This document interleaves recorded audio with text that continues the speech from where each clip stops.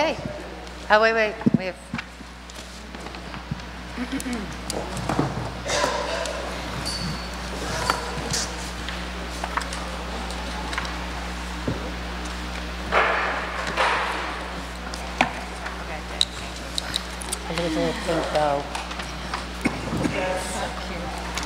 Okay, Mr. Moffitt, can you open the meeting, please? I'll read the statement of compliance. Yes. This meeting is being held in conformity of the Open Publics Meeting Act. Proper public notice of the meeting was published in the newspapers on November 7, 2015 and November 8, 2015. If any board member or member of the public in attendance believes that this meeting is a violation of the Open Publics Meeting Act, the Hoboken Board of Education requests that they make a statement at this time.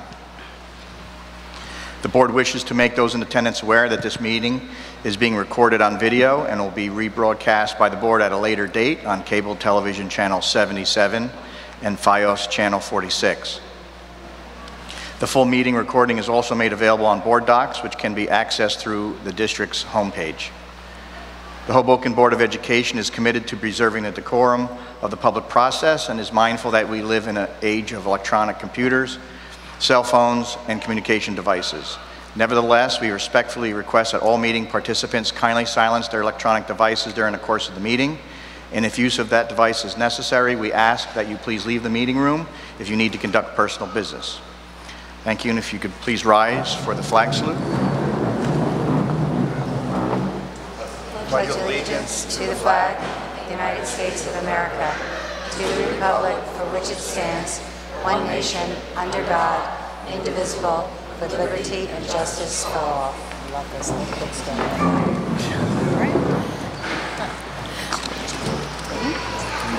Roll call, please.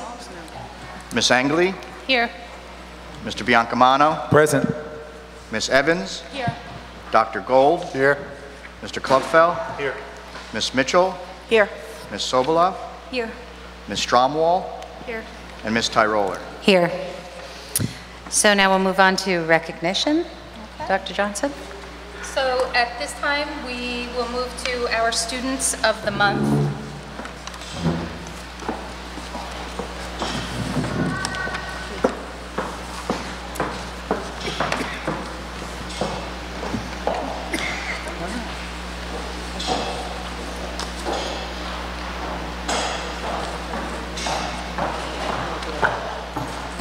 Thanks.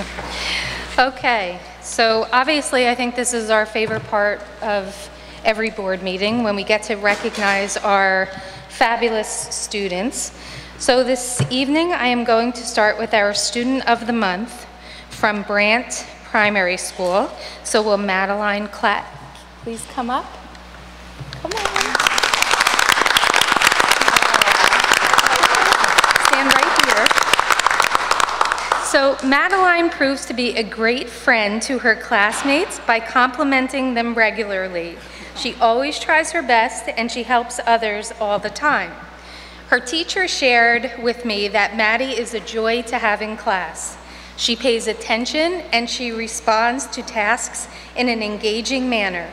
She is a leader in the classroom and she always tries to be a role model for all of her friends. Outside of school, Maddie is an amazing daughter and a compassionate sister. Her dad is amazed at her leadership skills that she possesses at such an early age. She always says she wants to be the principal at Brant School, and quite frankly, when I spoke to Ms. Rodriguez, she says she could be. Madeline shared that her best friend at school is actually her principal, Ms. Rodriguez. She loves organized play and she loves creating new things. So way to go, Madeline. Congratulations. So I think this is for you. And we're going to turn around. And your dad, and hold it up for a picture. Yes. Hold up your yours. Okay, shoot.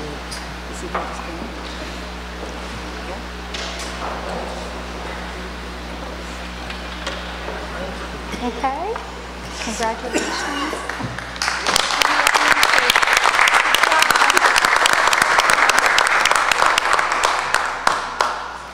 Okay. So our next student of the month is from Calabro Elementary School, Aaliyah Johnson, she's grade 6.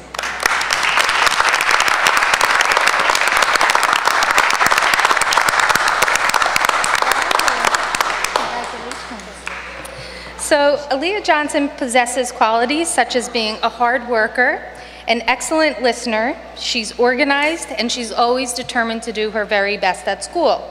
She's always polite to school staff members, and she's considerate to her classmates as well. Aaliyah has been a great addition to Calabro School. Her teacher states that she has been a vibrant leader inside and outside of her classroom. Her favorite subjects in school are music and PE. Is that true? Yeah.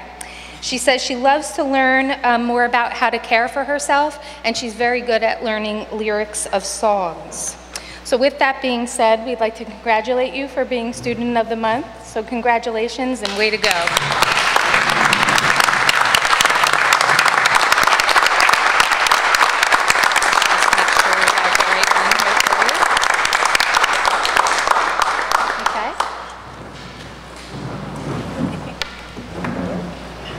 So cute. Whoops.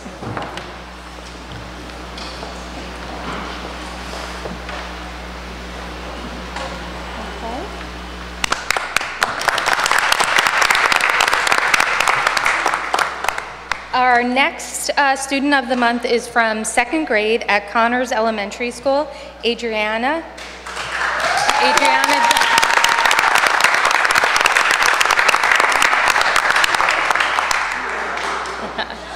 Come on. All right. This is Adriana Duncan. Come on up, Adriana. Come on. All right. There we go. So the Connors school community is very proud of Adriana Duncan for receiving the honor of District Student of the Month. Adriana's teachers and principal were recently quoted stating, "Adriana has come so far and she's making wonderful strides this school year." They're very proud of her. Adriana is a 2nd grade student who absolutely loves mathematics, and she told Principal Fitzhugh that math is her favorite subject because she is really good at it. So she said she likes doing math every single day. So through it all, Adriana strives to be a star at Connors School, exemplifying the school mantra, commit to learning, acting responsibly, respecting everyone, effort matters, and soaring to success. Adriana's favorite hobby is playing with some of her favorite toys at home, Monsters High toys, is that true? Yeah, okay. Adriana always works to finish her homework, and she enjoys helping everyone in her class. She takes great pride in making Connors School a place that all of her friends enjoy attending. So congratulations, Adriana.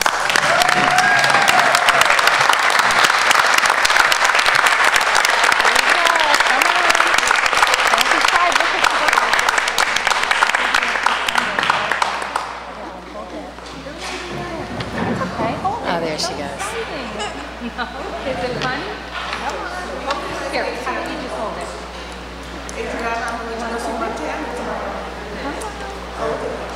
That's No, close. it's all right. Yeah, Ken. Come on, Bubba. There we go. Oh my God, almost here. You hold it. How about Mr. Fitz, you hold it for you? All right, there we go. Somebody got balloons. Perfect. Yeah. What's wrong?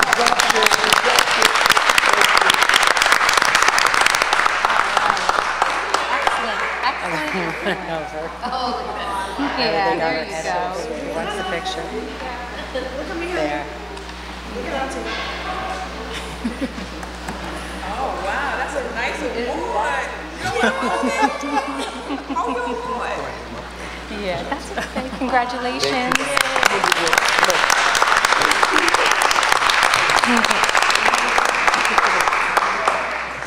So our next student of the month is Ariana Fiola from Wallace School, grade 2.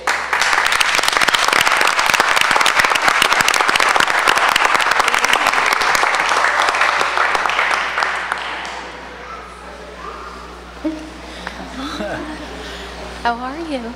Congratulations. Okay, you hold this. and I'm going to say a couple things about you, okay? All right. So it's with great pleasure this evening to introduce the Student of the Month from Wallace Elementary School. If you were able to visit Ariana's second grade classroom on any given day, you will find that Ariana always greets people that come into her classroom with a smile. She is a very caring and considerate person, and she's one of the first people to check in with her classmates that need help. Ariana is also one of the first students who always listens to directions, and she's always sitting and she's ready for morning activities at all times. When her class gets into center activities, Ariana is ready to work, and she always has a cheerful disposition. She is kind and she is patient, and she's interested in what her teacher says, and she's also interested in what her fellow classmates are sharing. This is how she seems to continue throughout the day. Ariana is very dependable. She gives 100% in her work effort every day. When Ariana was asked about her favorite subjects and her favorite hobbies, she said, "My favorite subject is reading, but I love math too." True? Yeah? Okay. "I love reading because I work in the area of the smart board with my friends. I like logging into Reading Wonders and also listening to all the stories. After school, her favorite sport is soccer, and she likes to play that." So congratulations and way to go, Ariana.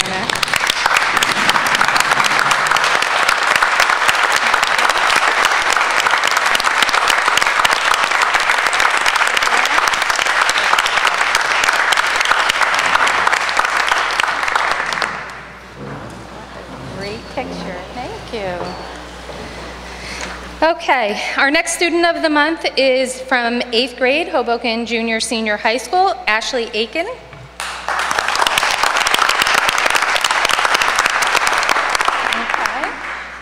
see if she's coming? Okay, so how about, then we will do Ashley in a minute.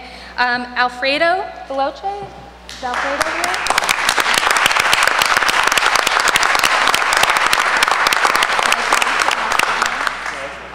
All right. So Alfredo is our student of the month from Hoboken Junior Senior High School. He's an excellent student and he's an excellent leader. Alfredo is a self-proclaimed amateur economist actively participating in class in the school environment. Is that true? Yeah, okay.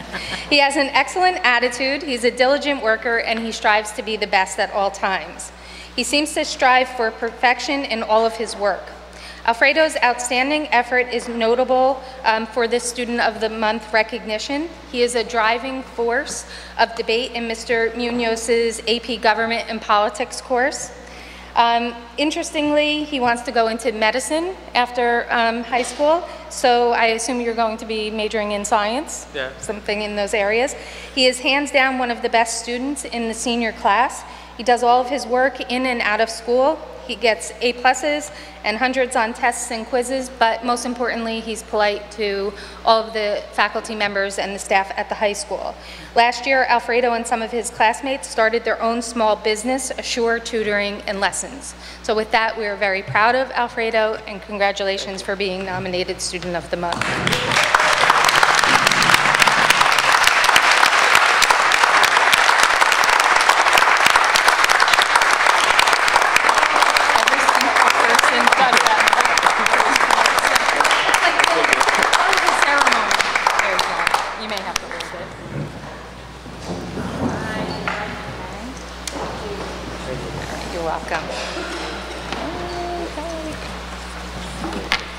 And do we have Ashley?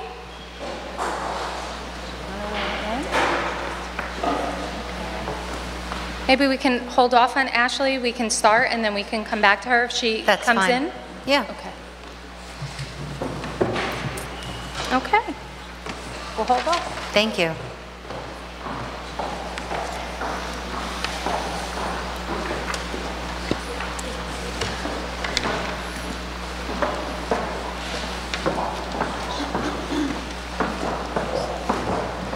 Already, and then she went downstairs, so Okay, well, we'll see if she comes back up. her. Yeah. When she comes back up, we'll just interrupt wherever we are. Okay, so you're up. Superintendent's report. Okay, so now we'll start our reports, and We'll start with the superintendent. Okay, so when I give the student of the month, my superintendent's report is rather brief, so I guess that could be a very good thing for some of you. Needless to say, the superintendent's report will actually be brief this month, primarily because next month we have a presentation.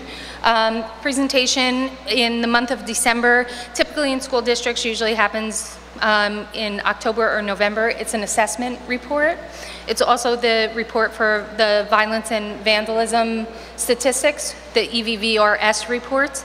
However, this year we're doing it in December because we still have our fingers crossed that the park test results will be coming back soon. We still haven't received them yet. So as soon as we get them from the Department of Ed, I'll begin working on a presentation and deliver a comprehensive report to the Board of Ed next month.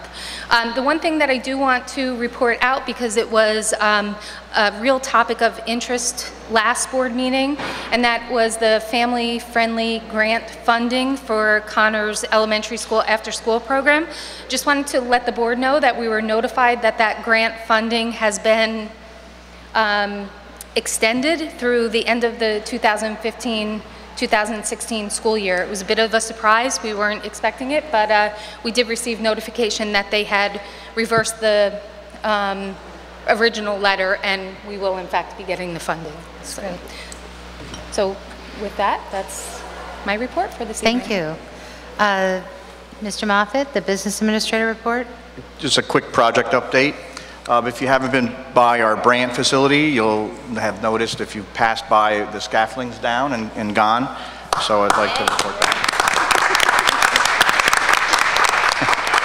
We're not done yet. There is still some work to be done. Mainly some stone has to be delivered and then brought into place. You'll see some scissor lifts, which is basically like an accordion device that'll bring the various stones to where they need to be. It'll work probably around the windows. You'll also be seeing some equipment and some work on the base of the facility on the outside. We'll be sandblasting the bottom part to take some of that paint off and make it look better than it is now. And then obviously we'll be closing the project out once all that work is done. So I just wanted to provide that report to the board at this time. Thank you. Okay, now we'll go to committee reports. Finance, Tom, are you giving that tonight? Yeah, okay. So I chaired the meeting and Dr. Gold asked me to chair it in his absence. We met on Tuesday, November 3rd, from about 10:45 till a little bit before noon. you know, I'm going to interrupt you because I believe one of our students of the month has arrived. Excellent. So we're going to hop back. We're glad you're here.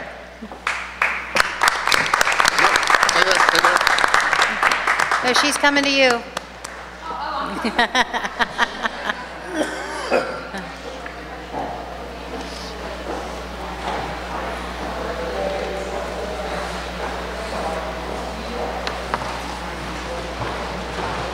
Okay, so our 8th grade student of the month has arrived, which I'm very happy about.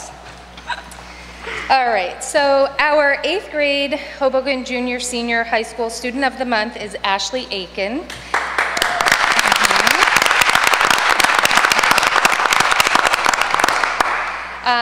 We're proud to honor Ashley this month. She's been very dedicated to doing well in all of her classes, but particularly in math.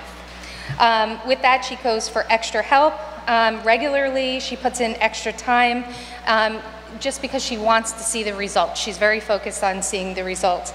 Recently, she received a 103 on a math quiz and was very proud of that. Ashley was nominated because of her determination. Her teachers have recognized the hard work that she's been exerting in school, and they're very proud to see how dedicated she is to her studies, not just in math, but all of her other subject areas as well. She's very cooperative, and she's very respectful in class, and this is something that all of her teachers have commented on.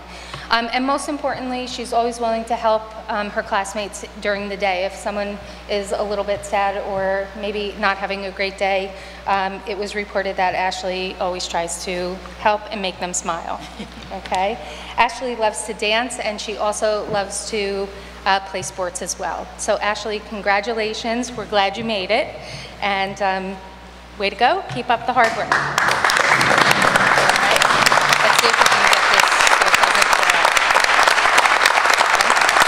Turn it around. Oh, come on.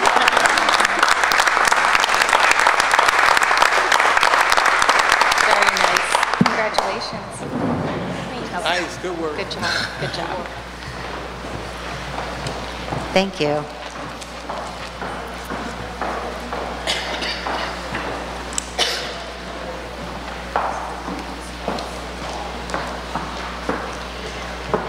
It's always great when we have full attendance of our Students of the Month, so that was great. Thank you, Dr. Johnson. Mr. Klupfeld, would you like to continue about finance? Right, so the committee met last Tuesday, November 3rd, from 10:45 to a little bit before noon. Joining me were Ms. Tyroller, Ms. Sobolov, Ms. Angley, the superintendent, and Mr. Moffitt. For the sake of the board, we have a very short finance agenda, and the board did review all items and recommends all for approval. Bills and payroll are normal and as expected for this time of month. There's 2 contracts, out-of-district placements for students with IEPs, special needs. And the only other big item is a contract with the police department for winter sports, basketball, girls and boys basketball security. The one thing that is, we also in finance reviewed the grants. And if you look at items 1301, 1303, it was a little confusing when you look at it, but that is sort of payments to non-public schools, a variety of private schools in town. That is not something that we decide. It is not something that we have an opinion on. It's a grant program from the state that the private schools apply for it. It's for security and some technology aid and some special needs aid that private schools are qualified to receive. They apply, the state approves it. We simply, the money comes to us and we pass the money through to them, since we're the only authorized agency in town to receive educational funds from the State Department of Education. Aside from agenda items, Mr. Moffitt reported, just a brief report, that he's begun preliminary work on the 2016-2017 budget. It's too early to talk about it, but just looking at some of the expected cost increase and student enrollment increases, just starting to sketch that out before the more serious work begins. And then there's some good news with the food service program. They had a successful month of September, and I'll leave more, I think, for his facilities. Yeah, for wellness. Where's wellness? Where does food services live? In wellness? Yes. Okay, you can talk about it there. And that concludes the report. Thank you, Tom. Jen Evans, governance report. Okay, so the Governance and Personnel Committee actually met twice in advance of tonight's meeting. Once on October 26th and again on November 3rd. In attendance were myself, Ms. Sobolov, Ms. Tyroller, Ms. Stromwall, and Dr. Johnson. We reviewed all the agenda items on tonight's agenda and recommend all for approval. I just wanted to point out a couple items. The first is a retirement on the agenda. We have one tonight. We'd like to thank Frank Rosano for his years of service to the district and wish him all the best in his retirement.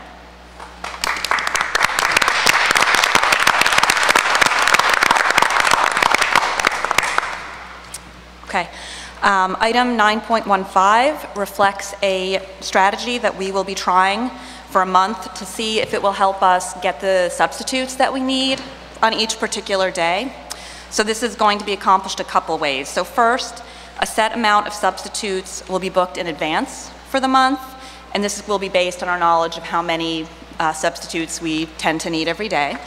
And then also we'll be offering the substitutes who commit to and work 4 days a week a slightly higher pay rate for those days than if they just work single days. So it's this combined strategy of offering a little bit more of a financial incentive and also giving people more advance notice than, a phone call in the morning, so they'll know their schedule and both of those things will hopefully help them be more likely to commit to coming to be substitutes with us.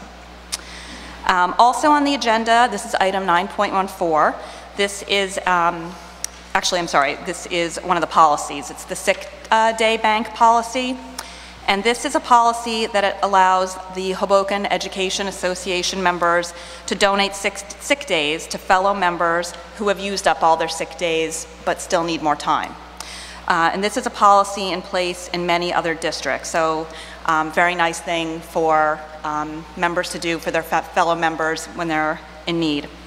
And also you'll see item 9.14 is a sick bank policy committee that will be established, and it will consist of members of the administration as well as the HEA. And then finally, also on the agenda, the district has hired a communication and information system specialist. So half of this employee's time, the communication half, will be spent ensuring that the word gets out about all the great things that are going on in the district. So this includes things like updating the district website, posting on Facebook, sending out tweets, writing press releases to be sent out using WordPress, and much more. So looking forward to all that great news getting out. And that concludes my report. Thank you.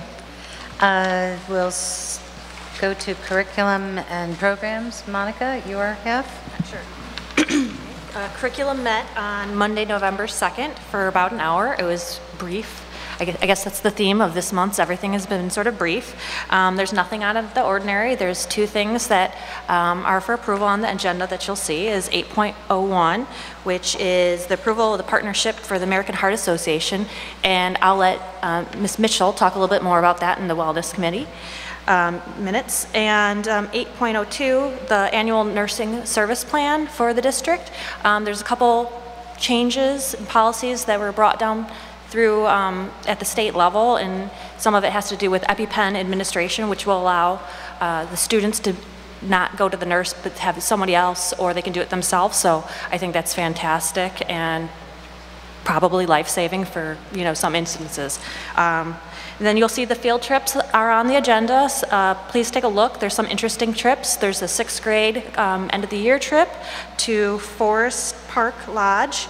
And then there's the Meadowlands Environmental Center field trip, which I'm excited to hear about that when they return.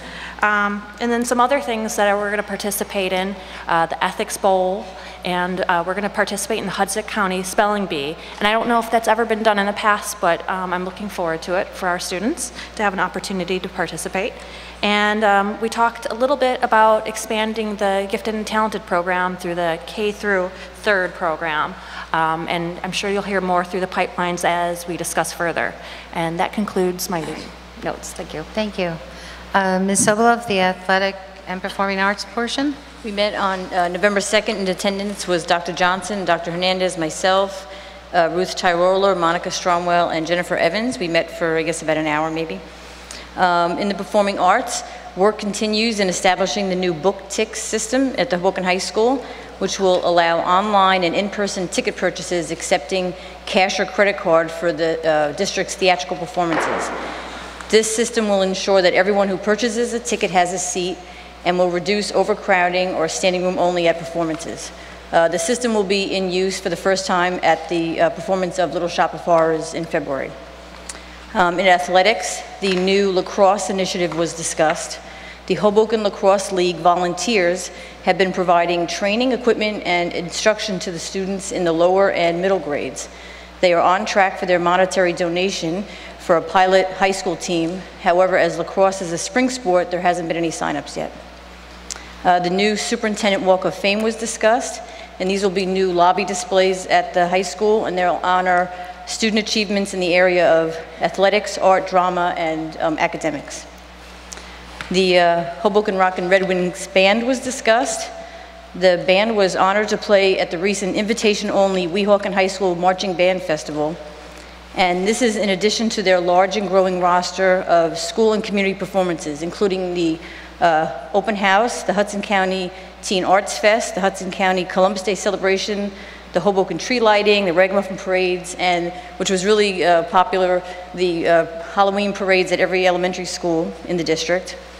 They also kick off the Hoboken Summer Concert Series in Sinatra and perform at the Music Fest.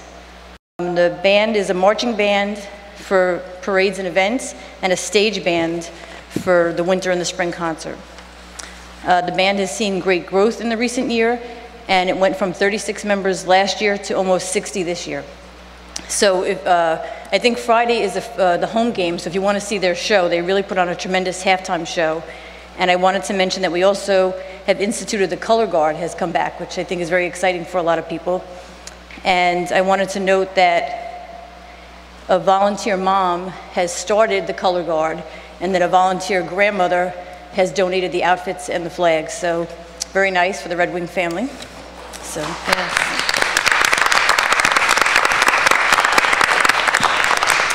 And then, Madam President, if you will allow me. I think it's to be noted, too, that this is a mom and a grandmom from two different families. Right, so nice. it's really like go mom, Very go nice. grandma. And also, I think we should have a round of applause for Mr. Stasiak Yes, and Mr. very nice. Arnone for doubling our band. Mr. Azarto. Doubling the number of kids in band is quite an accomplishment. Right, they're doing a great job. So if you can come on Friday, you'll see a great show. And you have the I Student-Based do, Youth Center. yes. This is, so that was the conclusion of the Athletics Committee, but Jennifer Evans and I also sit on a community liaison board in the Student-Based Youth Center at Hoboken High School. So, and we're fortunate to have the Student-Based Youth Center right on site in the high school, and the students have easy access to all the services there, ranging from after-school activities, clubs, resume writing, college visits, internships and employments, along with any kind of counseling needs that they may have. And that is separate and in addition to the guidance counseling department.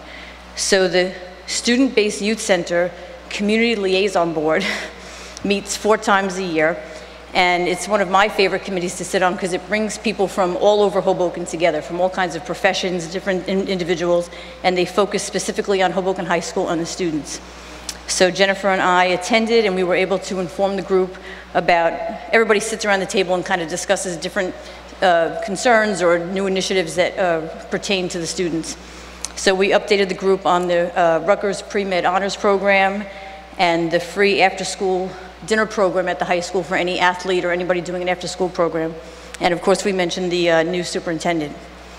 One of the topics that was discussed were internships and employment opportunities for the students. So Greg Delaquilla, a local businessman, is going to be reaching out to the superintendent soon to discuss ways to strengthen our existing programs and explore new initiatives. So that's me. Thank you. And Mr. Biancamano, you have something brief on facilities? Yeah, we did not have a facilities committee meeting upon recommendation of the director of facilities this month. We will have another one next month, but as Mr. Moffitt touched upon, there's been terrific news. If you go by Brand School, the scaffolding is now down. It has been a 4-year process. Every 6 months we were paying $7,800 a month to keep the scaffolding up, and we're going to get reimbursed for the majority of that from the School Development Authority. So kudos to everybody involved in that. We came together as a board, we came together in a facilities committee meeting, and I'm just really, really excited that it's finally down now. So that's it, Madam Chair. Thank you. We'll Thank you. have a facilities committee report next month. Thank you. And Ms. Mitchell, the Wellness Committee? Okay. The Wellness Committee met on November 2nd at 11:30 a.m. at the Demarest Conference Room. Participants were myself as the chair, Sharon Angley, Jennifer Evans, Ruth Tyroller, and Dr. Christine Johnson, superintendent. Sustainable New Jersey, the Green Team. Dr. Johnson reported the district Green Team was created to lead the district's Sustainable New Jersey program. It consists of 13 members. Sustainable New Jersey is a certification program for New Jersey public schools that want to go green, conserve resources, and take steps to create a brighter future. To obtain certification, the team must accomplish several action items which garner points toward a goal. Their efforts must be accompanied by documentary evidence. The team may be able to reach a district-wide certification by June. The team must meet certain action items to reach certification, and examples of those action items are like the school carbon footprint, an energy audit, building efficiency measures, green building policy, green purchasing policy, student learning priority category, School Wellness Council, and a waste audit. Pomptonian. The Pomptonian lunch and dinner participation update.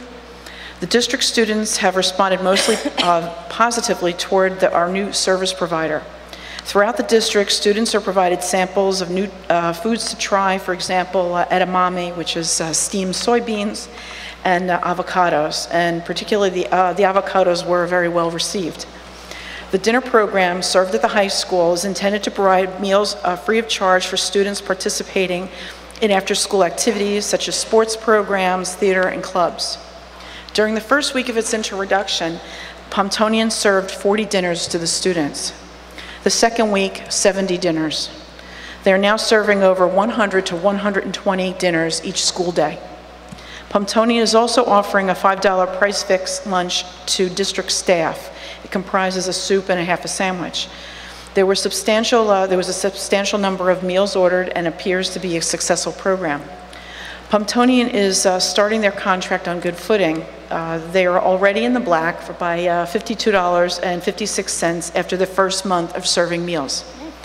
The previous vendor, Sodexo, was operating at a significant loss of thousands during the same time period. There's a jump rope and hoops program. The district is implementing a jump rope and hoops for elementary grades K to 6.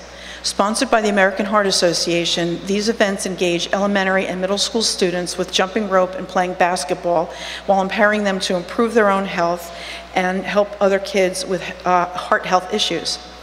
Teachers who are participating in the program were trained by professionals through the AHA.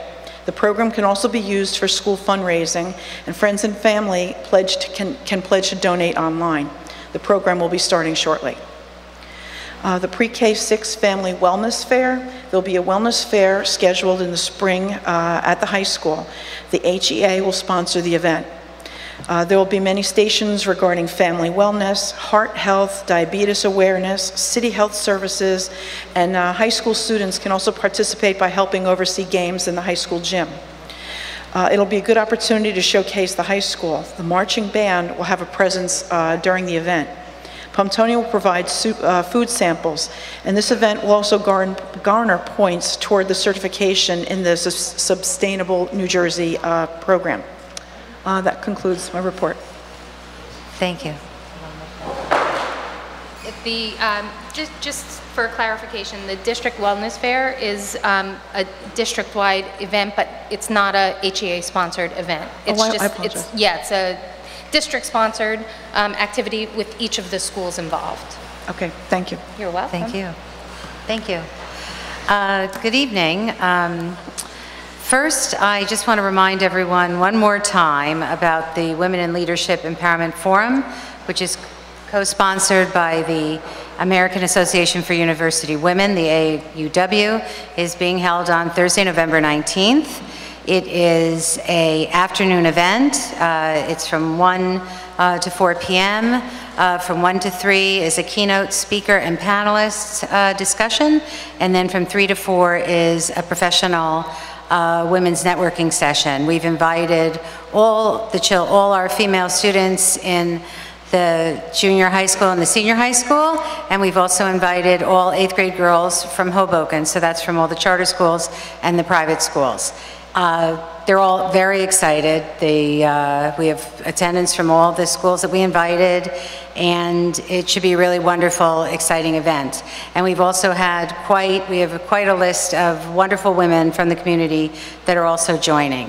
And the 3 to 4 p.m. is a networking session for the professional women that are in attendance and our high school senior girls and the high school female staff and district staff as well. So the teachers will be there, and hopefully the day will end with our high school senior girls having some experience networking and having conversations with women that could well be mentors for them in the future. So we're very excited about that.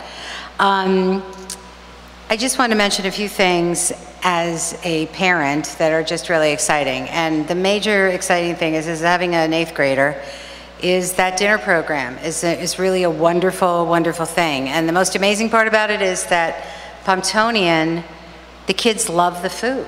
I mean, they love the food. They love the lunch food. They love the dinner food. They're doing it in a way where they like have a bag dinner, so kids on their way to tutoring or kids on their way to a sport can, you know, grab and go, which is they're more likely to do.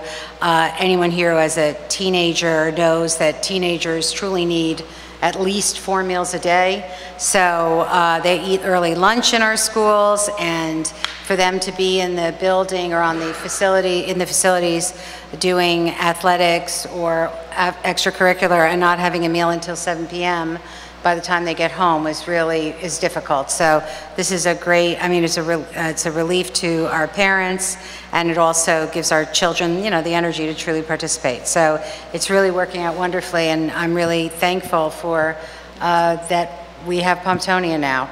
And what's great is you really know the food's decent if the faculty are buying it, and the faculty are. So that's really good too. And the intramurals at the high school, we're having great attendance, and the kids are loving it. And I know that firsthand from my child.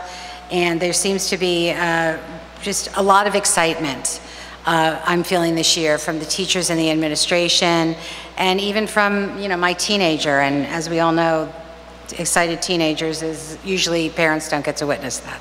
So that's a nice thing.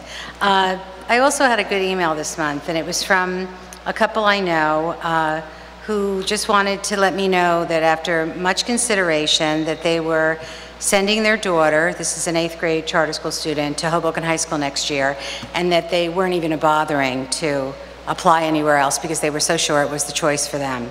This is a local family, and it was really a wonderful email because it was a way of saying to me that they're confident and they feel good about the school. And these are 2 highly educated,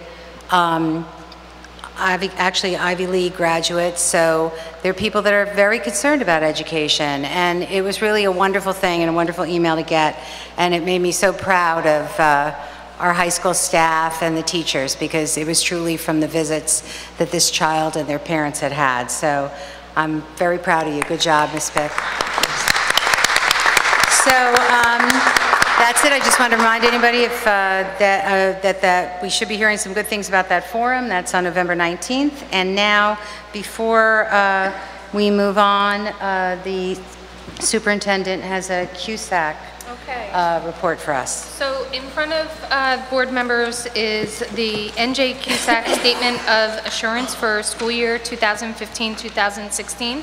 To give you a little background, the state of New Jersey changed their old 7-year monitoring system to a new state monitoring system that was would actually happen a little bit more frequently than every 7 years, and it was called CUSAC. So I'm sure you're pretty used to hearing that terminology.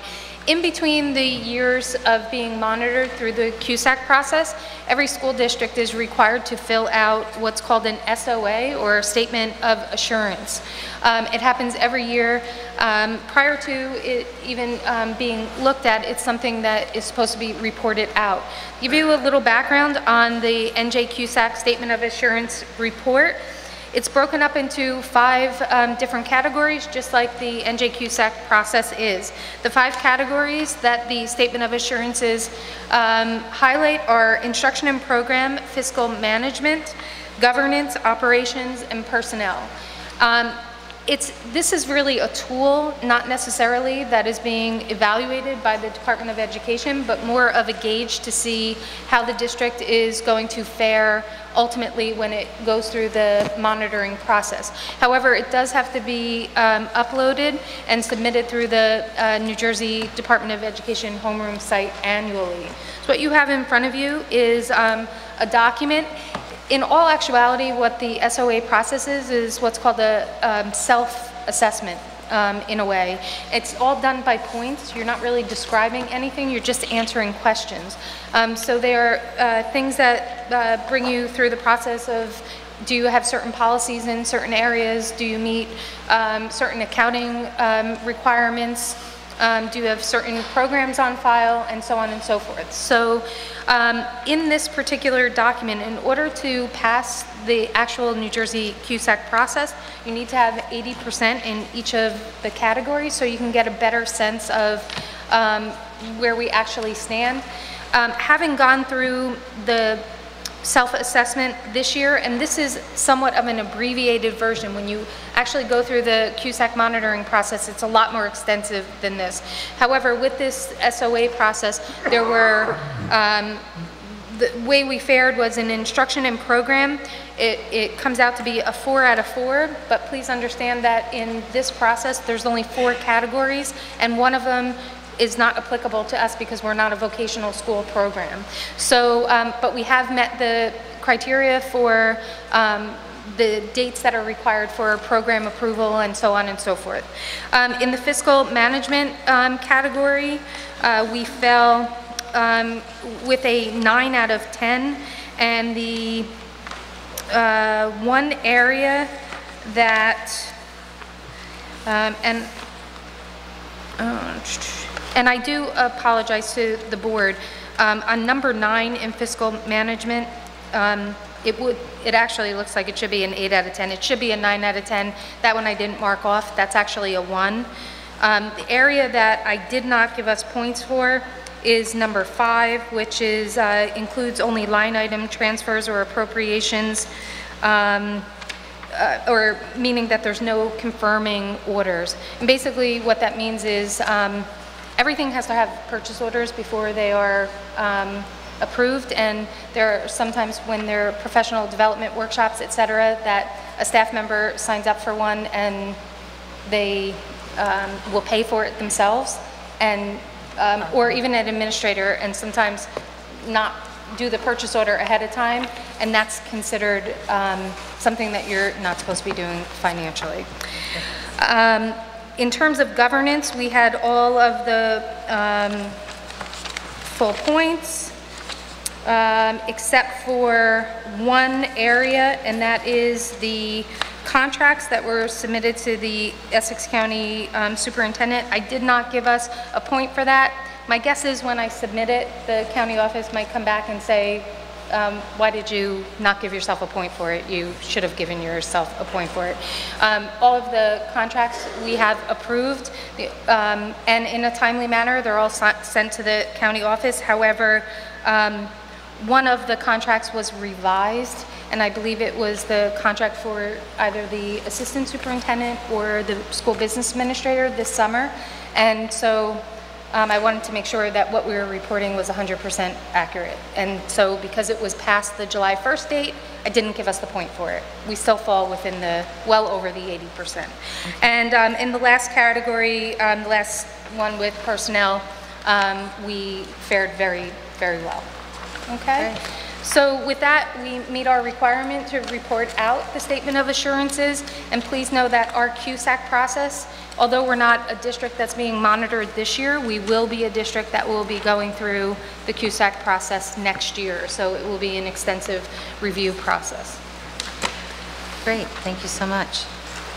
Okay, now we're going to have board trustee comments and questions on reports. I'll do my usual. Ms. Angley? I don't have any. Mr. Biancamano? Ms. Mitchell? No. Ms. Hello? This side? No? No. Tom? Okay. Unfortunately, we do have to go into a short closed session, 10 minutes. It's for a personnel item that we need to possibly have action on. So, Bill, can you please, Mr. Moffitt, can you please? Read the action? Yes. Whereas the Hoboken Board of Education seeks to adjourn to executive session in full compliance with the Open Publics Meeting Act, whereas the Open Publics Meeting Act provides that the public body may exclude the public from that portion of the meeting at which it discusses matters pertaining to personnel negotiations and/or litigation. Now, be it resolved that the Hoboken Board of Education adjourns to executive session to discuss matters of personnel. Be it further resolved that the minutes of this discussion of any of these items will be disclosed to the public when matters have been determined and confidentiality is no longer required. Action will, like we suggested, may be taken when we reconvene, and the estimated time for executive session will be approximately 10 minutes. Roll call, please. I need a motion, please. Oh, sorry. Second. Call the And then roll. Irene, second. Okay, Ms. Angley? Yes. Mr. Biancamano? Aye. Ms. Evans? Yes. Dr. Gold? Yes. Mr. Cluffeld? Yes. Ms. Mitchell? Yes. Ms. Sobola? Yes. Ms. Stromwall? Yes. And Ms. Tyroller. Yes. Mr. Moffett, can you bring us out of closed session, please? So you have a motion to return to the general session? Second. And the other was Ms. Angley? Jan. Jen. Ms. Angley? Here. Mr. Biancamano? Present. Ms. Evans? Here. Dr. Gold? Here. Ms. Cluffeld? Here. Ms. Mitchell? Here. Ms. Sobola? Here. Ms. Stromwall? Here. And Ms. Tyroller. Here. So now we are moving on to public comments, agenda items only. Mr. Moffett, how many speakers do On we agenda have? items only, I have 4 speakers listed. The first one is Patricia Waiters. Okay. Ms. Waiters? Hello? Oh, well, good evening, Patricia Waiters. Page 12-14. Mr. Comfort, I understand you said that this is like a little hard, a little difficult. I'm trying to figure it out too. When you say non-public schools and these amounts, the fees next to it, do that come from the Public School Board of Ed? It's 2, the top and the bottom. Yeah, I'll answer it. 13-2 and 1303. Right, those are considered, I'll address the question. Those are considered to be like flow-through dollars. It's a funded by the state of New Jersey, and that is targeted for non-public schools. So there's some various categories of that aid. They merely, those revenue sources merely flow through our books, and we help administer them. But we have very little control, like Mr. Cluffeld was saying, on how they're used and if we can say yes or no. We don't really have that authority. We simply just monitor or administer the funds, and they flow through our books, which would be on a financial reporting side. All right, so it says grant required actions. Is there any more language we could read on this? Is there a website or something we could go to? Yes. I could get it at a later date, but I just want to know. I'm really interested in reading up on that. Have it on your report. Yeah, if you go to www.state.nj.us/education/non-public, you'll find a description of these state programs. And Ms. Waiters, I can give you that address Oh, okay, after the meeting. Thank you. And on the back, the last page, just the very back of it, on these organizations, the money that, $6,480 or whatever, when they rent out facilities, that's not on your line item on the budget, is it? That's just additional money for renting a facility? That don't be counted in the budget, like at the end of the year? The money when they rent the facilities? Yeah. Where do that go? It's Yeah, not a line item in the budget. Well, we take that in as revenue if it's a fee. So we anticipate a revenue stream from rental that we make an assumption on at the beginning of the budget cycle, and then so it is part of our revenue assumptions as far as our total budget for 15-16. Okay, thank you. But again, it's a general number and it's an estimate, but this would go into that revenue. All right, thank you so much for your time. Next speaker, please. Thank you, Ms. Waiters. Mr. Brian Murray. Mr. Murray? Yeah. Brian Murray, 1100 Maxwell Lane. So many things. One is, Peter, I did drive by Brant School the other day. I got to tell you, I didn't even know where I was. I drove by, I was like, something's different here, and I looked twice, maybe 3 times, and it doesn't even look the same. I don't even remember when the scaffolding wasn't there.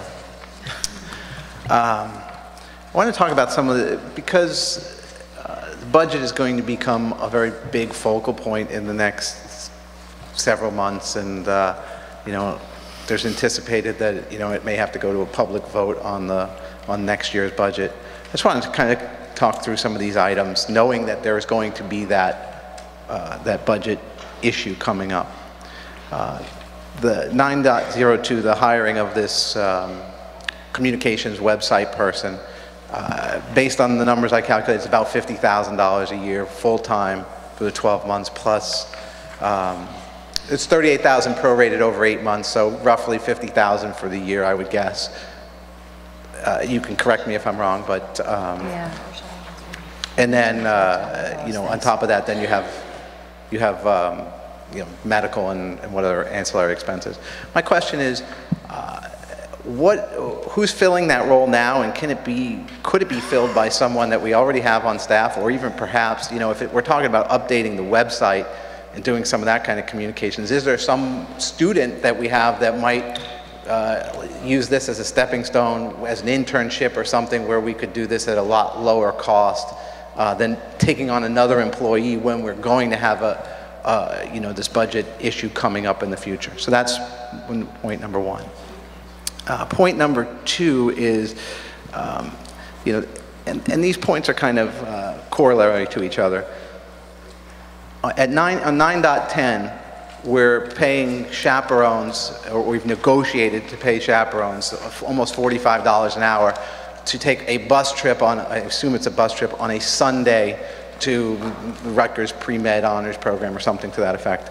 And I'm just saying, it's a Sunday. Do we not have parents that could potentially do this, as an investment in their children, that we're prorated if we pay these chaperones? It's almost $100,000 a year, and I know it's only a few hours here, and it's a few hours for the paralegal and a few hours for the attorney, but they all start adding up to these huge costs that you're going to come and say, hey, we need this budget to keep our teachers and to keep our education, and yet we just spend here and spend here and spend here. So, and then you juxtapose that to the 9.15, the substitute teachers that you can't get in, that you're paying less than sometimes people who are working in the fast food industry. If you look at it, they're getting paid $80 an hour to drive here, to park in Hoboken from somewhere, then to work 8 hours or 7.5 hours, and they're getting $80. I mean, you might as well stay wherever you are and do something on the internet or cook fries or something. I mean, and these are the kids these are the teachers that are coming in here and standing in front of our kids, and they're getting paid less than if they cooked fries. I mean, on one hand, you're paying somebody $44 an hour to ride a bus, and on the other hand, you're paying a substitute teacher $10 an hour. Something's wrong here. And then the last point I wanted, this is a question I'd like answered, and this might not be a popular question, but 9.14, this sick day bank, it seems to me that this might be a significant cost to the district. That if you're taking sick days that other people have, and now you're paying somebody for those sick days, that would be a cost. And I would like to know, is there an expected and anticipated cost to the district on this, or does it somehow come out in the wash? Because I would assume that the budget, or the teachers' union contract is negotiated with a certain amount of sick days for each person, and because you anticipate them being sick. So making this bank seems to be moving dollars, and I don't want anybody to be sick, but really this is a dollars question, and if that is a dollars question, where's the give back on the other side? Or is it just another cost that we're going to be talking about here in 3-4 months that we don't have any money? Thank you. Thank you, Mr. Murray. Do you want to wait, and we'll do, because I know you want to address some of these, but we'll do it after all the questions. Next speaker. Next speaker is Gary Enrico. Mr. Enrico? Good evening. First, it was a nice segue that Brian just gave me, because I want to thank the board for considering this, because these past couple of years, we've had very, very tragic events happen to our staff members. And I had come to the superintendents previous to Dr. Johnson bringing this idea of this sick bank. What it would be is teachers are going to donate their own sick days to someone who is in need, who this committee will approve. So it's something that's done throughout the state. A lot of districts do it. And I'm glad that you hopefully will get behind this. I'm sure you will. and let's do the right thing, because, you know, it's easy to talk about money, but when some of the things that have happened to people are tragic, real tragedies that have happened, and some people have run out of sick days, and if I'm willing to give my sick days to another teacher, you know, it eventually saves the board, because then when I retire, you're not going to have to pay me out when I get to the end of the road. So I really want to thank Dr. Johnson also for taking, you know, leadership on this, because over these past few months, I think we've covered a lot of ground, and I know we have a superintendent who has come with a lot of experience and has been very easy to work with. We meet once a month, the union and her meet, we go over things, we're scheduled tomorrow for one meeting. But just the way today, she came to Wallace School, and Mark received another award from California Casualty. And, you know, I invited, you know, I didn't know if she was going to come, so I sent her a quick text. She says, you know, of course I'll be there. So she came. But after Mark got the award, the way she spoke to the faculty was, I've never seen it in my lifetime in Hoboken. She was right there with them, talking to them, you know, just going over what she planned to do. And I know you and I are supposed to always be at odds, but it's not the way I operate, really. And I don't think you do, you know, you don't do that also, but it was just the feeling that the people were looking at it, and it's the first time we've actually had a superintendent in a long time come to a faculty meeting just to go over things. So I appreciate, you know, the effort and the time that we spent. And I know it's refreshing, you know, when you've been around a long time, to meet someone who, you know, we're kind of like on the same page, and we're able to, you know, talk about things and, you know, come to some type of agreement on things. So I appreciate it, and I think you got it right this time, the Board of Ed. I think you hired the right person this time. I think hopefully she'll stay. So she's getting embarrassed. She doesn't like that kind of attention. So move along, Gary. Next point. You know, a lot of your meetings, you always tell me that at every meeting, but this is something. I know. No, I know. I know. The Hoboken Education Association, again, will be sponsoring the Family Fun Day. It's December the 19th, all right? And we're going to be celebrating the Hoboken Public Schools like we did last year. NJEA gave us the funding again to have the big blowout we had last year. We're going to do it again. We have added a couple of other things. So we'll be advertising in the paper. We'll be sending notices home to the parents. And NJEA really loved it. I didn't think they were going to give us the money again, but they did. So December 19th, Chris and Bruni will be leading the charge. Sunday or Saturday? It's a Saturday before Christmas. It's the only day we can get. You rented out the gym the other 2 days, so. The other 2 Saturdays. But we look forward to that. And again, let's continue working together. Thank you. Okay. Thank you, Mr. Enrico. Next and last speaker, correct? Yes, last speaker, Lynn Dansker. Ms. Danziger? Yeah. Oh, you passed? Thank you. I didn't hear you. Okay, now we are at my list. Addressing comments or addressing issues raised. So I believe the superintendent. Yes, I'd like to provide an answer to Mr. Murray regarding his question on the employment hiring of the communications and information systems individual. The one thing that I'm hoping that you will see as the months go on is that keeping as much money as we can and allocating as much money as we can for student programs is 100% top priority.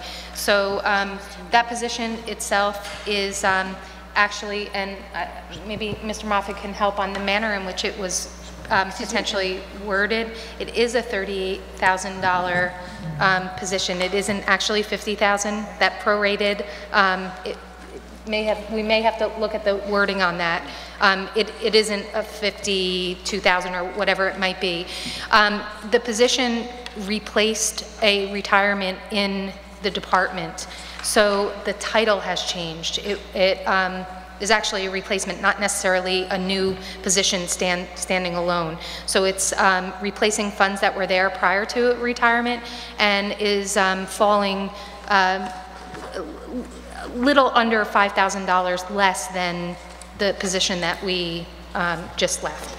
So just make sure that we were clear on that. And then in terms of the job responsibilities with that, although a lot of people read the title and they think it's just updating the website and different things like that, it actually isn't. It's a full database management position as well. It oversees and covers things like the emergency management database, our email database as well. It also oversees all of the inputting for the hipster information. So there's some confidential information in there as well, which is the reason why, because actually I did think about involving students in the website side of it, but the other side of it had some confidential information. So we replaced the position and just retweaked it a little bit. So, okay. Did you want me to, yeah, if I can add, yeah, the 38 is the annual salary, It which is. that would be prorated for the time served for the year. The chaperones on Sunday do have to be certified. Again, that's something that we can discuss. It is a contractually negotiated component. It is in the contract. We have rates for every day of the week for chaperoning activities, and then Sunday, which is a different rate. It is something that we certainly can talk about in terms of parental involvement from a liability standpoint when it is a school district activity. Oftentimes we do like to transport the kids in one group with one chaperone. Okay, anything else from you? Sick day bank, maybe Mr. Gagliardi wants to address the sick day bank for Do me. you want to talk about the sick day bank? Just from a code perspective, yeah. So I've been asked to address the portion of the public comments with regard to the sick day bank. So this is, as was stated, a issue that you see commonly throughout the state of New Jersey and for which state law provides. The idea is rather than for the board to address, as it has been asked to address on various occasions since I've been here, these individual hardship circumstances, to have a vehicle in place where there are 3 school officials and 3 members of the faculty who sit basically as a hearing board, I'll use that term, to listen to the requests and to grant them or deny them. So as far as the financial implications, it depends on what this board happens to do, although of course up to a certain amount, the days that are taken from employee A and given to employee B may well be days for which you'd have to compensate this employee at the time of their retirement anyway. So it depends on whose days are being taken and where they come from on an individual basis before you can assess what the cost is. But the checks and balances come from the existence of this board as provided by law, and that's how it's going to be administered, assuming the board approves that this evening. Thank you, Madam President. And there's limits on how much someone can donate, and there's... Correct. So, you know, like one person can't give, there's a certain number that they can give, so you're dispersing it. But, Right. Okay, now from the board, any questions, or any comments, or from the public agenda comments? I don't. No? Yeah. Since members of the public brought up several agenda items that I had questions on, I would like to ask a few questions on them as well. This new position, Dr. Johnson, you said that it was replacing an older position, and from what it looks like, it's actually going to be paid less than what the previous person was getting paid, correct? Yes. So that's always a good sign as well. And I guess the prorated means that he's beginning in November, so his salary will be less than $38,000. That's correct. Okay. Regarding the chaperones, because I did have a question very, very similar to Mr. Murray's question regarding why we couldn't use parents. So basically, from what my understanding is, the answer is we have to have certified teachers acting as chaperones to our students for this specific program.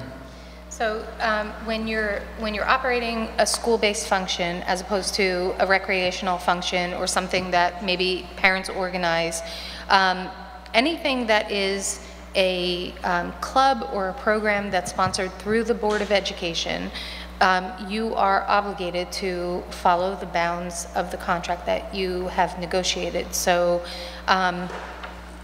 the boards of education, if they do choose to utilize staff or anyone, individuals, community members, parents outside of the bounds of the contract, the board opens itself up to any kind of grievance-oriented procedures because you have negotiated those items in a contract with a teachers union.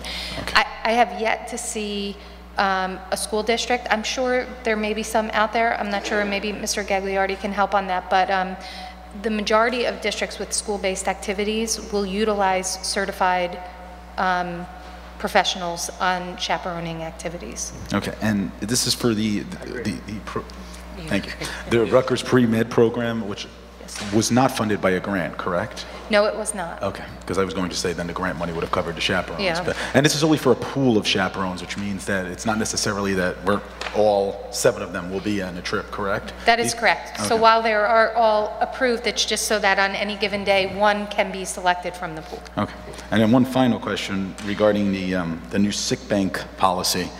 I was just curious, I know Ms. Evans, in your report and from the discussion that was had previously, we discussed that other districts carry a similar policy in their districts. And I was just curious, in your research before you decided to make this a policy in our district, did you come up on any incidents from other districts where the school district was held liable for any type of discrepancy in the policy? That's a really good question, but to be honest with you, I have not found that. And what I've found is that this board that oversees, you know, the first reaction is the board is going to be very lenient, right? A lot of times people will think that, so you put a board in place and then all of a sudden they're going to be doling out these days. But there are a lot of parameters around the actual sick day policy, including you cannot be eligible unless you donate your own days. So if you think about it, if you have 5 days, your days go down if you donate them, and then if you need those days, they're there on the other end. However, you're not even eligible to tap into the sick day policy unless your days are finished. So there's some safeguards in there. What I have found with my colleagues in other districts and my own personal experience is that board that oversees it tends to be very particular, and believe it or not, tends to err more on the side of caution and responsibility to the district than they do of being very liberal and generous with the administration of days. And while on this topic, and since a member of the public decided to bring it up in terms of the costs, I don't really think that there is an increased cost in doing this because it's just basically teachers giving out their sick days to other teachers, right, which they already have in the first place. So we're not going to see an increase in cost. That's why I asked the question about liabilities, just in case, you know. That's correct. Yeah. Okay. So the overall amount of days that are in the district's sick bank doesn't actually change. Those right. days still exist. They're just shifted from certain employees to another if needed. Right. No further questions at this time. Thank you. Ms. Mitchell? No. Ms. Silva? I had a similar question to Peter about, because I just wanted to be clear that it was a pool, the 7 people. And I could be wrong. I thought I heard somebody say 100,000, but it's not. I mean, maybe I heard wrong. I apologize if I did. For the few hours back and forth on the Sunday, it comes to a couple of $100, maybe 1,000. But this, for the entire 10-week program of this Rutgers Pre-Med program. And these Sunday hours are additional hours that the students volunteered for. They're extra classes in this pre-med program. So I wanted to commend the students for doing that. So I think it's a little bit of extra money, but it comes to just a couple dollars per student, and I think it's well spent. Thank you. Mr. Gold? Ms. Trammell? Ms. Evans? Tom shaking his head no. Yeah, I'm glad the union, I actually am glad we're doing the sick day bank. I have teachers in I actually have a sister that and when she had cancer, didn't end up using it, but she was on, if she had needed to, she would have, but she had enough sick days, and she was pretty resilient and continued to work during her treatment. But I'm definitely for it. I think, I know they're used very, judiciously, as the superintendent said, but there are scenarios where I think it really does help your co-workers and your peers and their families. So I wanted to mention something, and Mr. Enrico was talking about the teacher's reception to, to Dr. Johnson, and she also had a great reception because I've never seen a superintendent run around to every single Halloween parade in the district, and it was really adorable and great. And I just wanted to reiterate that our band was amazing. Also, they ran around to all the schools, so it was really a very cool day. And I think even people that weren't parents or related to the schools, you could see on the little films that parents made, you could see people coming out of their houses and filming. It was really, really adorable. And as board president and also being on the governance committee, we've heard a lot of discussion about concerns that Mr. Murray raised about the new jobs and where the responsibilities are coming from, and there is what is happening with new leadership is the evaluation of the review of who has what responsibilities, and the redistributing and aligning and moving things around to utilize people to their fullest capacity, to have them doing the things they like to do the most, which of course makes people more productive. So there's a lot of things that are going into when like a new position, when this new position, there's also a lot of changes that went around in the background to get to this point so that everyone is doing a hard day's work and is enjoying and, is in a job that they're good for and they're good at. So I want to just tell that is happening. So I'm calling that distributing of responsibilities and reviewal of job descriptions. And that's all I have to say. So I guess now we can move on. Oh, did they have? No, they all said no. Oh, sorry. We can move on to the agenda vote. Did you want but we have. Yeah, did you want to read the? Bring in? Okay, so who reads in the item? Okay, so Bill, you have an item that we're adding? Do you want me to read the live item? Yes. This is the live item that is introduced tonight. I'll read it aloud. Be it resolved that the Board of Education and Hoboken Education Association hereby agrees to a settlement agreement in regard to withholding of a 2014-2015 increment for a Hoboken Association member. The association agrees to withdraw said grievance and not pursue arbitration. Said employee will be placed on MA Step 11 for the 2015-2016 school year and resume step advancement in subsequent years as per the collective bargaining agreement. Thank you. And does that have a number? Yeah, that's right. Okay. 1702? 1702. 1702. And for the public, that was the item that we were discussing for 20 minutes, not 10 minutes in closed session. Okay, so, okay. Is that going to include the live item? No, this is not yet. The action on the agenda for action here in public. Right, I move the consent agenda, including the live item 17.02. Second. Madam Chair, I have one more question, but I could do it before we vote. A question or a About comment? agenda items, yeah. Or I can do it now. Okay. It's motion and seconded, right? Then we can discuss, right? I'm confused. Yes, the matter's been moved and seconded prior to the vote. You can have discussion. So okay. The motion's on the table, but there's a question being raised, which is appropriate. Okay. Mr. Biancamano? Yes. Regarding, and Mr. Gagliardi, feel free to jump in because I have a feeling that this is a more legal question. Regarding the nepotism policy, nepotism. It really seems as if they overhauled it. Somebody overhauled it. I don't know if it was our district. I don't know if it was the states with all the ethics rulings and so on and so forth. The top does say mandated it, and other reasons, which means that, I mean, a lot of the language is different now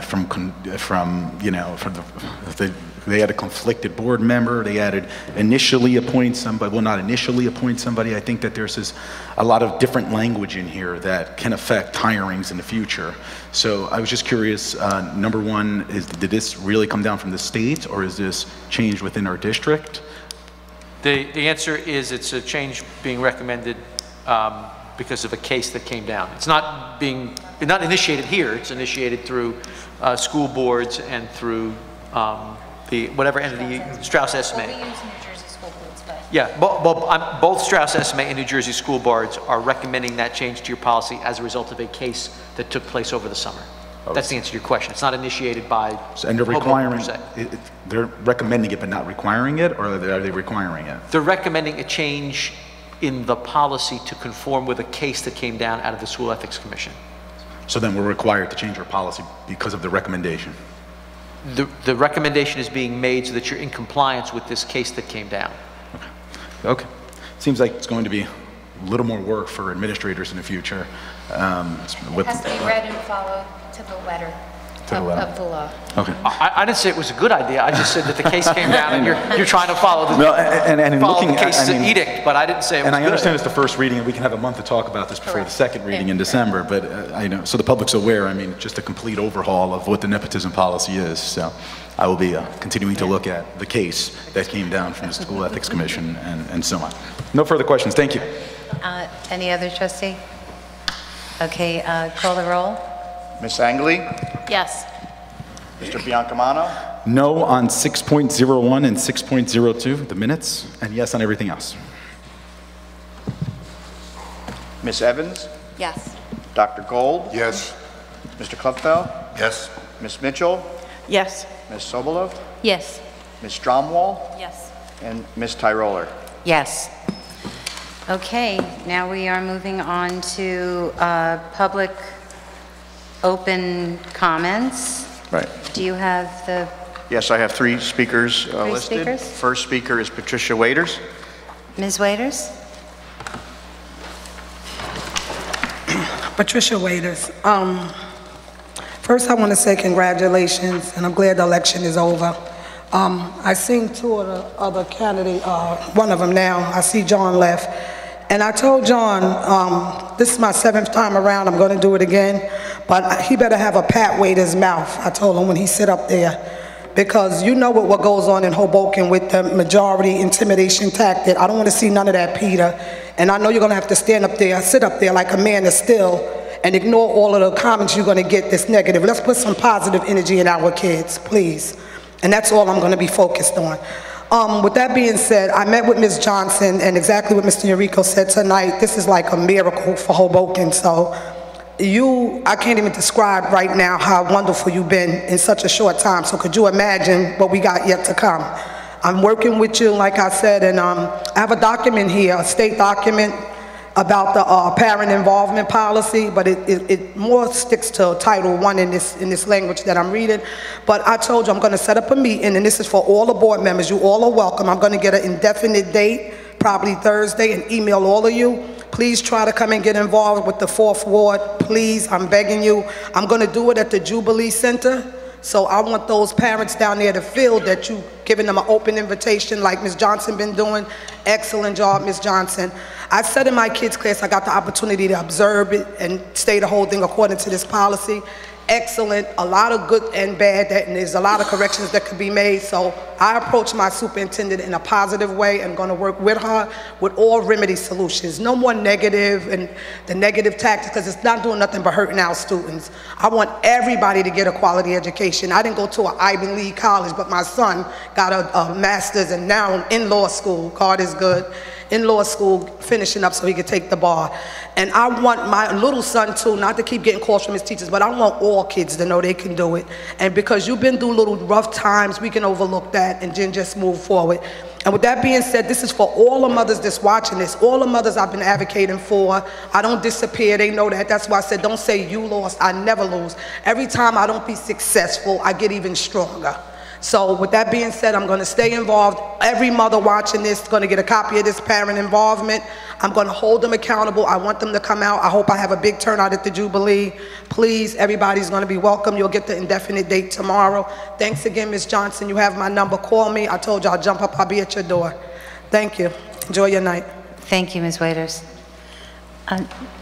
Next speaker is Vera Saruta. Vera Saruta. My name is Vera Sirota. Address. I live at 1313 Grand Street. My 4.5-year-old daughter asked me why, even though the election was over, I continued to wear my Reach Higher Hoboken button, which has been affixed to my purse for the last 6 weeks. This question inspired me to record the following thoughts in hopes that I can explain to her why I feel it's so important to keep that pin on and always close to my heart. Tom, Sheila, and Addis are gifted, generous, tenacious, and forward-thinking individuals. They ran an amazing campaign, which was simply a natural extension of the public service work that they engage in every day in advocating for Hoboken's learners. They traversed all across our square mile, engaging families and community members with a powerful message and vision. The vision that they articulated is one that is based on inclusivity and equity. In South Africa, Archbishop Desmond Tutu often speaks of the tenet of Ubuntu, the idea that I am who I am because of you, you are who you are because of me. To our American ears, that may sound like a utopian dream, but really it's a reminder that our lives are all intertwined, and that at the end of the day, we are all responsible for one another. My favorite moments in history mirror and reflect this vision of interconnectedness, this call to action to believe in and act upon something bigger than our own narrow and often base self-interests. Women organizing at Seneca Falls, the Stonewall Uprising, and students working to integrate lunch counters in Greensboro. These are the moments that have sparked social movements and have changed our nation's consciousness forever. So to me, the Reach Higher button is a representation of a special moment in Hoboken's history that inspired our town to think not just about our own children and families, but to advocate on behalf of a whole community. One person alone can never represent Hoboken. We are all Hoboken. We the people, we the collective, we the community, we are all Hoboken. The children of Jackson Street, the children of Bloomfield Street, the children of Hudson Street, and the children on Monroe, and the adults who care about them. We are all Hoboken, not one person. In this post-election season, the work we face now is not easy and probably will never be done. But if we must labor in honor of a vision of equity, inclusivity, and justice, and push a boulder up the mountain like Sisyphus did, that to me is a vision absolutely worth struggling for, despite the setbacks and disappointments that we will surely face. Because even though the tasks may seem insurmountable, there are breakthroughs. Dr. Johnson's one of them. And moments of hope that keep us going and actually make a difference in people's lives. President Obama said, one of the things that I've learned to appreciate more as president is you are essentially a relay swimmer in a river full of rapids. And that river is history. You don't start with a clean slate. And the things you start may not come to full fruition on your timetable, but you can move things forward. And sometimes the things that start small may turn out to be fairly significant. Those are the moments we live for.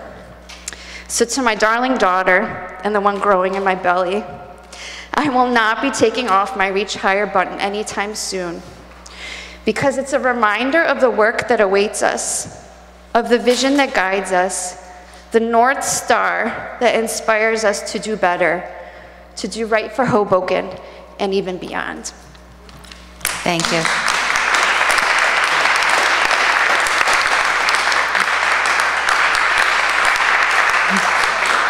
Ms., the last speaker, Brian Murray. Mr. Murray.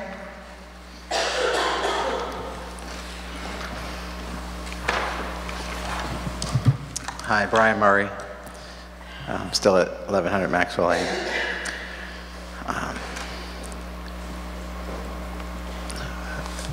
So, Ms. Sobolov, my point with the $45 an hour chaperones was not so much that it's $100,000, but if we prorated it over a full-time person, it would be $100,000. So if you took 2,200 hours a year in work and times the 45, you're roughly at about $100,000. That's all that was. And it's sort of just adding up all the little things, because I agree with you, it's only $1,000, but then it was only a few $1,000s for that JV women's basketball scorekeeper, and it was only, you know, a few $1,000s for the paralegal, or only a few $100,000 raised for the attorneys, and only a few $1,000 for this and a few $1,000s for that. And I understand that, you know, I've gotten here many times and talked about budgets many times, and a lot of what I've heard is, hey, we're boxed in, there's really not a lot we can do, and that's what's going to happen come May or whenever we may have to have a referendum on this. But the fact of the matter is that the reason we're here is because you all negotiated this to box us into this place. It was nobody but you that boxed us in and that agreed to the $45 an hour chaperones, and the $1,000 here and the $2,000 there and the $10,000 there. That isn't money that's going into the classroom, that's going somewhere else. And it might not be popular to talk about it now, but over the next 6 months, we're going to have those conversations about how, you know, we need more money to keep teachers, and we need more money for the classrooms, and we need to pay more taxes because of it. But it all starts with $45 an hour chaperones and not $20 an hour chaperones. So that was my only point with that. And we will talk more about that as we kind of go forward. Since there is a meeting next month, and you know, I know that I'm not going to be here, I just wanted to take one moment to say to Ms. Tyroller and Ms. Mitchell that while I completely disagree with most of the things that you do up there, I do appreciate your time and your service, and I know that it cannot be easy dealing with the public and the whole, and me in particular, but you know, kudos to you for your time. And then one last thing, just that I'm going to say is that, and I don't want to be, I don't mean to be unpopular, Ms. Tyroller, but I'm a little bit upset by what you said a little bit earlier when you referred to something that Dr. Johnson did as adorable. I don't think you, and you know, I don't mean to like hassle you about it, but and she will never say anything, I'm sure, but she's a very serious woman and a great asset to the community, and I don't think that you would use that to describe, those words to describe Dr. Toback and Dr. Brockel. And I know that you probably didn't mean it, but having a daughter and growing, you know, and watching the words that we use when we address women versus men, I think that we need to be a little more cognizant of that. And again, I don't mean to just harp on you in particular, but all of us need to, you know, really focus on, you know, treating professional women as true professionals and not in a different, even if you don't mean it in a different, calling them honey or sweetie or whatever it might be, in a different way that you would address Dr. Toback and Dr. Brockel. Thank you very much. Thank you. So now before we close, any comments from the board or administration? I don't. This side, Peter, Jean Marie? Well, yeah.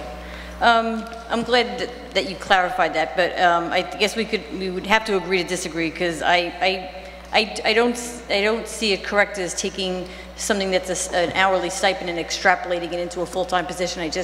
That doesn't make sense to me. And I think that the hourly wage might be a little bit increased because it is a few hours on a Sunday when that's their home time, and it is going to the children, because those 13 children are going to that very prestigious Rutgers pre-med honors program. So we can just disagree on that, and I just want to bring that. From anyone over here? Everybody good? I do feel like I have to clarify. I was kind of talking, I was talking about the pre-K kids, and when I said I was saying like the whole thing was adorable, I was actually more talking about the children than, I mean, I just want everybody to know that, because now that I think about it, I was talking off the cuff and I could see how it sounded like that. So I do, and that's why I'm having that Women Empowerment Forum, because I believe in like giving the girls what they need to be leaders and to be equal. So thank you so that I could clarify that. And I just want to make one more comment, and that is, this job is about moving things forward, and it's actually a really good phrase to describe what happens as a board member, and I think everyone would agree on this. It's just, that's how you have to be thinking about it at all times, is that you have to just continue to move forward, to improve, and to make sure that you're always in an upward trajectory, and you have to accept the fact that things don't necessarily happen as quickly as you want them to. And, but I do feel that, you know, we've turned a big ship here, and I feel like we're moving forward, and it feels good. So on that note, can I have a motion to close? Motion. Second? Second. All in favor? Aye.